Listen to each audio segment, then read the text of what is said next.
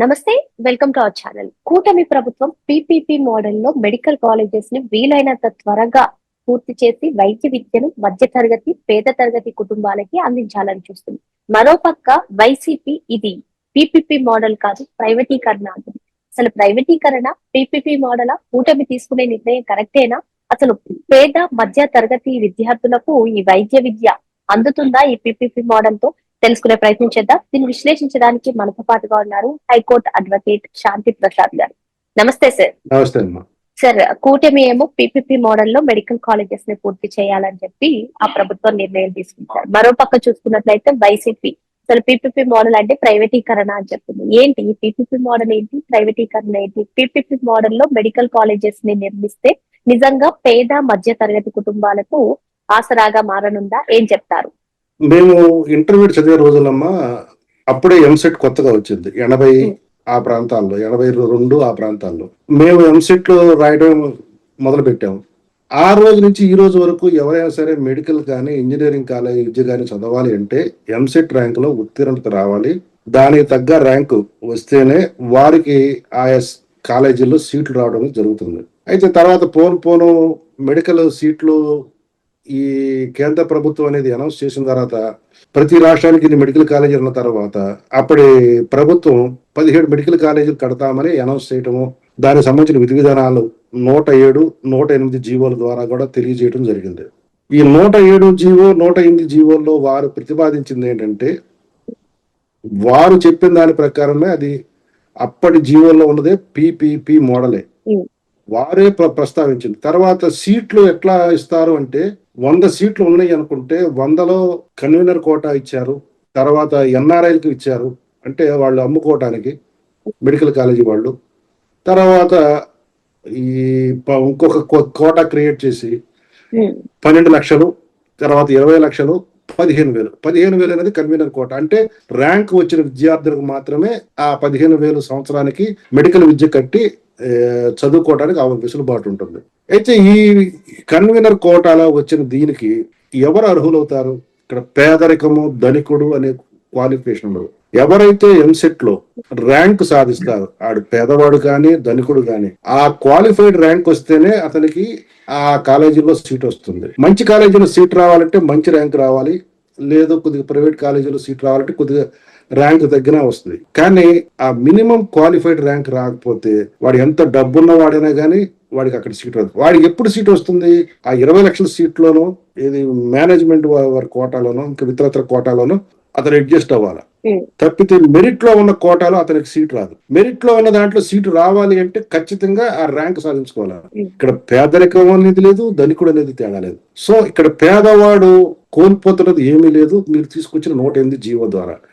మరి అటువంటిప్పుడు ఏ రకంగా పేదవాడికి అన్యాయం జరుగుతుంది? ఇక్కడ మెడికల్ కాలేజీల సత్వర నిర్మాణము అనేది అంశంగా కూటమి ప్రభుత్వం ఏమి చెప్తుందంటే, ఈ 17 మెడికల్ కాలేజీలో 10 మెడికల్ కాలేజీని పీపీపీ మోడల్లో, అంటే పబ్లిక్ ప్రైవేట్ పార్ట్నర్షిప్, అంటే ప్రభుత్వ నియంత్రణ ఉంటుంది, ప్రైవేట్ మేనేజ్మెంట్ ఉంటుంది. ఆ పార్ట్నర్షిప్ లో ఈ కాలేజీలు కడతాము, దీని ద్వారా వైద్య విద్యని అందజేయటం. కానీ సీట్ల భర్తీ పేదలకి కానీ ధనికులకు కానీ నాటి ప్రభుత్వం తీసుకొచ్చిన జీవో నంబర్ 108 ప్రకారమే జరుగుతుంది తప్పితే ఇతరత్రా కాదు. మీరు తెచ్చిన జీవో ప్రకారమే సీట్ల భర్తీ జరుగుతున్నప్పుడు పేద విద్యార్థులకి ఎక్కడ అన్యాయం జరుగుతుంది? పేద విద్యార్థులకు విద్య దూరం కావట్లేదు. ఇక విద్య వేరు, వైద్యం వేరు. విద్య వేరు, వైద్యం వేరు పేదవాడికి. ఇక్కడ వైద్య విద్యలో పేదవాడికి ఎక్కడ కూడా అన్యాయం జరగట్లేదు. మీరు తీసుకొచ్చిన జీవో 108 కూడా ఈ రోజుకి ఫాలో అవుతుంది ఈ కూటమి ప్రభుత్వం. సో ర్యాంక్ వచ్చిన పేదవాడికి ఖచ్చితంగా సీట్ వస్తుంది. పైగా మన రాష్ట్రంలో ఉన్నది ఏంటంటే ఫీ రీఎంబర్స్మెంట్ స్కీమ్ ఉంది. పేదలకి ఆర్థిక స్తోమత లేని వారికి చదువుకోవటానికి గవర్నమెంటే ఫీజు చెల్లిస్తుంది. ఆ ఫీజు చెల్లింపులో లేట్ అవుతుందా లేదా ప్రభుత్వాలు ఆ కాలేజీలో సకాలంలో చెల్లిస్తుంది, అది వేరే అంశం. కానీ మీరు చదువుకుంటాను అంటే మీకు ఆ ర్యాంక్ క్వాలిఫికేషన్ వస్తే మీ విద్యకి ఎటువంటి ఇబ్బంది లేకుండా ప్రభుత్వం డబ్బు ఖర్చు పెట్టి మిమ్మల్ని చదివిస్తుంది. ఇంక ఇక్కడ పేదవాడు విద్యని కోల్పోవటము, అవకాశాలు కోల్పోవటము ఎక్కడ ఉన్నది? ఖర్చు పరంగా కానీ ర్యాంకుల పరంగా కానీ ఎక్కడ ఉన్నది? ఎక్కడా లేదు. కేవలం ఆ విద్యార్థి తెలివితేటలు కలిగి ఉంటే అతను పేదవాడైనా ధనికుడైనా ఆ కోటాలో వస్తాడు. కానివాడు సీట్లు 12 లక్షలు కొంటాడా, 20 లక్షలు కొంటాడో వాడికి ఉన్న స్థాయిని బట్టి వాడు వెళ్తాడు. ఆ కేటగిరీలోకి ఈ పేదవాళ్ళు రారు. కాబట్టి ఇక్కడికి పేదలకి విద్య దూరం చేస్తున్నారనే మాట పూర్తిగా శుద్ధ అబద్ధం. ఇక ప్రైవేటు పరం అంటున్నారు. వైద్యం అనేది ప్రైవేటు పరం జరగదు. ఈ రోజు వైద్యం కూడా మనకి గవర్నమెంట్ ఏం చేస్తుంది, ఆరోగ్యశ్రీ అనే పథకం ఆ రోజు రాజశేఖర రెడ్డి తీసుకొచ్చారు. అది ఈనాటికి కంటిన్యూ అవుతుంది. పేదలు ఎవరన్నా అనారోగ్య పరిస్థితిలో ఉంటే 108 అనే సర్వీస్ కూడా ఉంది. అంటే ఆ వ్యక్తులు అక్కడ నుంచి తమ ఇంటికాడ నుంచి హాస్పిటల్ రావడానికి కూడా 108 సర్వీసులు ఉన్నాయి. సో వారు ఫోన్ చేస్తే పైసా పెట్టుబడి లేకుండా వాళ్ళు కార్పొరేట్ హాస్పిటల్ చేరుస్తారు. వారికి అవసరమైన వైద్యం. కార్పొరేట్ హాస్పిటల్స్ వైద్యాన్ని అందిస్తాయి. ఎందుకు? ఆరోగ్యశ్రీ పథకంలో అవన్నీ ఉంటాయి. కాబట్టి పేదవాడికి వైద్యం ఎక్కడ దూరం అవుతుంది? దూరం కావట్లేదు కదా. కాబట్టి పేదవాడికి ఈ కళాశాలలు పీపీపీ మోడల్ కడితే దూరం అయిపోతుంది, విద్యార్థి దూరం అవుతుంది, పేదలకి ఆరోగ్యానికి దూరం అవుతుంది, వైద్యం దూరం అవుతుంది. ఎక్కడ ఉంది? పైగా ఈ కూటమి ప్రభుత్వం మన రాష్ట్రంలో ఉన్న ప్రతి పౌరుడు కూడా అర్హుడయ్యే విధంగా 25 లక్షల బీమా సౌకర్యాన్ని తీసుకురాబోతుంది స్కీమ్. 25 లక్షల ఖరీదైన వైద్యం ఏ వ్యక్తికైనా అనారోగ్యం పాలైతే అందించే వెసులుబాటు అది. అంటే రాష్ట్రంలో ఉన్న ప్రతి పౌరుడు దాంట్లో అర్హుడవుతాడు. ధనికుడు కాదు, పేద కాదు, ఎవరైనా అర్హుడవుతాడు.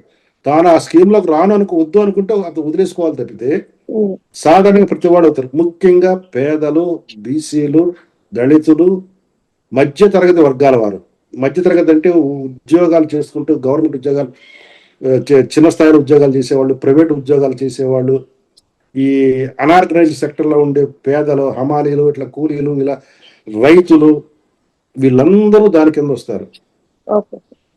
నీకు అనారోగ్యం వచ్చినప్పుడు నువ్వు ఆ 25 లక్షల స్కీమ్ లో నువ్వు అర్హుడైనప్పుడు రేపు ప్రభుత్వం దాన్ని ప్రవేశపెట్టిన తర్వాత నువ్వు ఎక్కడ కావాలంటే అక్కడ వైద్య చికిత్స చేర్చుకోవచ్చు. నువ్వు చేర్చుకున్న వైద్యానికి ప్రభుత్వం ఖర్చు భరాయిస్తుంది. ఇప్పుడు వైద్యం అనేది నీకు ఎక్కడ దూరం అయింది పేదవాడికి? ఇది విష ప్రచారం కాదా? ఆ పార్టీ వాళ్ళు చేస్తున్నది విష ప్రచారం కాదా? జియో 107 తెచ్చింది ఎవరు? జియో 108 తెచ్చింది ఎవరు? వాళ్లే కదా.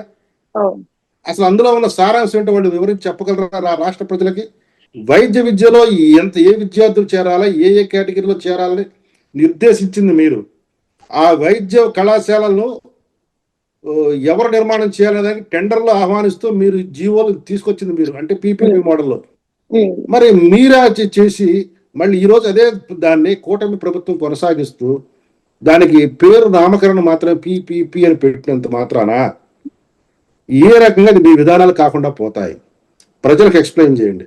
విష ప్రచారాలు చేయబాకండి. మీరు గోబెల్స్ ప్రచారాలు చేయొద్దు. పేద విద్యార్థికి వైద్య విద్య దూరం కావట్లేదు. ఇందాక నేను చెప్పినట్లుగా ఎంసెట్ ర్యాంక్ రాకపోతే ఆ పేదవాడికి విద్య అనేది అందదు. ఎంసెట్ ర్యాంక్ వస్తే అతని యొక్క విద్యకు సంబంధించిన అంశాలన్నీ కూడా ప్రభుత్వమే చూసుకుంటుంది ఫీ రియంబర్స్మెంట్ వల్ల. కాబట్టి అతనికి వైద్య విద్య దూరం కావట్లేదు. అయితే అతను గవర్నమెంట్ కళాశాలలో వస్తుందా, ఇది గుంటూరు మెడికల్ కాలేజీ లాంటివి ఇటువంటి వాటిలో వస్తాయా, లేకపోతే వేరే చోట ప్రైవేట్ మెడికల్ కాలేజీ సీట్ వస్తుందా, అతనికి వచ్చే ర్యాంకును బట్టి ఉంటుంది. ఇక్కడ మనం చూడాల్సింది నాణ్యమైన విద్య, నాణ్యమైన వైద్యం. ఇది ఇప్పుడు మనకి ప్రధానమైన అంశాలు. ఇప్పుడు ఉదాహరణకి చెప్తానమ్మా, ఒక పేదవాడు ఉన్నాడు, వైద్యం చేర్చుకోవాలనుకుంటున్నాడు. డబ్బున్నవాడు అందే వైద్యం నాకు అందాలని కోరుకుంటాడా? కోరుకోడా? ఖచ్చితంగా కోరుకుంటాడు. కానీ అతనికి ఆర్థిక స్తోమత ఉండదు, అక్కడికి ఆ కార్పొరేట్ హాస్పిటల్కి వెళ్ళే స్తోమత ఉండదు. కానీ దాన్ని ఇప్పుడు ప్రభుత్వం 25 లక్షల రూపాయల వైద్య బీమా అనే ఈ యొక్క సౌకర్యంతో అతను కూడా కార్పొరేట్ హాస్పిటల్ జాయిన్ అయ్యి అదే వైద్య సౌకర్యాలతో, వైద్య చికిత్సలతో నాణ్యమైన వైద్యం నీకు అందుబాటులోకి వచ్చేలా చేస్తుంది. దానికి అయ్యే ఖర్చు ప్రభుత్వం భరిస్తుంది. ఇప్పుడు పేదవాడికి వైద్యం అనేది అందుబాటులోకి వచ్చిందా లేదా? కాబట్టి నాణ్యమైన వైద్యం దొరుకుతుంది కదా పేదవాడికి కూడా ఈ కూటమి ప్రభుత్వం చేస్తున్న ఆలోచనల వల్ల. రెండోది విద్య. పేదవాడికి ఇందాక నేను చెప్పాను, నాణ్యమైన విద్య. వైద్య కళాశాల కడతాం అంటే భవనాలు కడతాం కాదు. అందులో మెయిన్ గా ఉండాల్సింది క్వాలిటీ ఉన్న, తర్వాత అర్హత ఉన్న, సబ్జెక్టుని సంపూర్ణమైన అవగాహనతో చెప్పే ప్రొఫెసర్లు, అసిస్టెంట్ ప్రొఫెసర్లు వీళ్ళు కావాలా. అంటే నైపుణ్యం కలిగిన వైద్య నిపుణులు కావాలా. వారు వైద్య విద్యని ఈ పిల్లలకి చెబితే వారు నైపుణ్యాన్ని సంపాదిస్తారు భవిష్యత్తులో. అలా కాకుండా అరాకొర టీచింగ్ స్టాఫ్ ను పెట్టి మనం వైద్య విద్య నేర్పుదాం, ఊరినే బిల్డింగ్లు కట్టేస్తే మెడికల్ కాలేజీ పూర్తి అయిపోతుందా? బిల్డింగ్ అనేది కేవలం ఒక కంటికి కనపడేదే.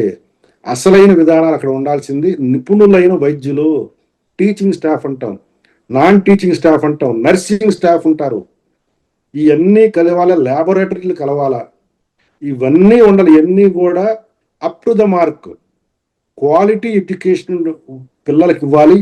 పిల్లలు కూడా క్వాలిటీ ఎడ్యుకేషన్ నేర్చుకోవాలి. 5 సంవత్సరాలు వాళ్ళు వైద్యం పూర్తి చేసుకోగానే వాళ్ళు వైద్యం చెయ్యాలని వాళ్ళు అనుకుంటే ప్రజలకు నాణ్యమైన వైద్యం ఇచ్చేలా ఉండాలి. అంతేగాని వీడు ప్రయోగాలు చేస్తే పేషెంట్లు చచ్చేటట్లుగా ఉండకూడదు. అర్రాకొర నాలెడ్జ్తో వాళ్ళు బయటికి రాకూడదు. ఏదో డిగ్రీ చేతిలో పెట్టేయటం అనేది కాదు ఇక్కడ. వీరు భవిష్యత్తులో జనాల్లోకి వెళ్తారు. వాళ్ళు హాస్పిటల్స్ ఏర్పాటు చేస్తే ఆ హాస్పిటల్లో ప్రజలు చేరితే వాళ్ళకి నాణ్యమైన వైద్యం దొరకాలి. నాణ్యమైన వైద్యం దొరకాలంటే వీళ్ళు నాణ్యమైన విద్యను అభ్యసించాలి. ఇక్కడ ఈ నాణ్యమైన విద్య అభ్యసించాలంటే ఈ యొక్క ఇన్ఫ్రాస్ట్రక్చర్ అంతా కావాలా. కేవలం బిల్డింగ్లు కడతాం అనేది కాదు, బిల్డింగుల్లో ఉండాలా. అది ప్రైవేట్ పార్ట్నర్షిప్ లో పెడితే పబ్లిక్ అంటే ప్రభుత్వం కంట్రోల్లో ఉంటూ వాళ్ళు ఎస్టాబ్లిష్ చేస్తారు. నిపుణులైన వైద్యులను వాళ్ళు తీసుకొస్తారు. కొంతమంది విజిటింగ్ ప్రొఫెసర్గా రావచ్చు, కొంతమంది పర్మనెంట్గా అక్కడ ఉండొచ్చు, కొంతమంది పీరియాడికల్ రావచ్చు. ఏది చేసినా నాణ్యమైన విద్య విద్యార్థులకు అందుతుంది. వాళ్ళు ఈ 5 సంవత్సరాల్లో నాణ్యమైన విద్య నేర్చుకుంటారు. వారు బయట ప్రపంచానికి వస్తే ప్రజలకు, రోగులకు నాణ్యమైన వైద్యం చేస్తారు. ఇది సమాజం కోరుకుంటుంది. నాణ్యమైన విద్య, నాణ్యమైన వైద్యం, ఈ రెండు కూడా ఈ పీపీపీ మోడల్లో కనుక సాగితే ఈ వైద్య కళాశాలలు అనేవి ఇప్పుడున్న పరిస్థితుల్లో 2-3 సంవత్సరాలు సాకారం అవుతాయి. అదే వారు చెప్పిన రీతిలో సాగితే కనీసం 2-3 దశాబ్దాలు పడతాయి. 2-3 దశాబ్దాలు ఆగుదామా, 2-3 సంవత్సరాల్లో చేసుకుందామా? ఎక్కడ కూడా రాజీ లేకుండా విద్యలో కానీ వైద్యంలో కానీ నాణ్యత విషయంలో ఎక్కడ రాజీ లేకుండా చేస్తున్న ఈ యొక్క కార్యక్రమాన్ని, ఈ యజ్ఞాన్ని మీరు రాక్షసుల మాదిరిగా దాన్ని భగ్నం చేయడానికి ప్రయత్నం చేయొద్దు. మీ యొక్క రాజకీయ అవకాశవాదం కోసమని మాత్రమే నేను చెప్పదలుచుకున్నాను. Thank you sir. నమస్తే.